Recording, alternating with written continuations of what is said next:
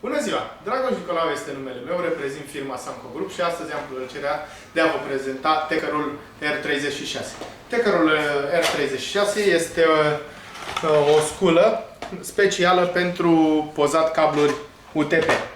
El funcționează cu 3 tipuri de capse, 36 pe 10, 36 pe 12 și 36 pe 14. Să vă arăt în câteva momente cum funcționează. Se încarcă cu capse în locul special amenajat. Se reglează tensiunea de batere. După cum vedeți, avem 3 astfel de tensiuni.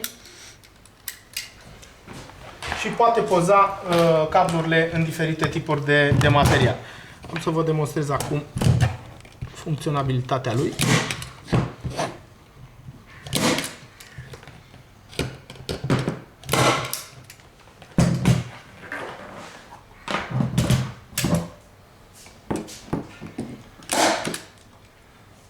În cazul în care capsa a fost pusă greșit, se introduce acest decapsator, se ridică fără niciun fel de probleme.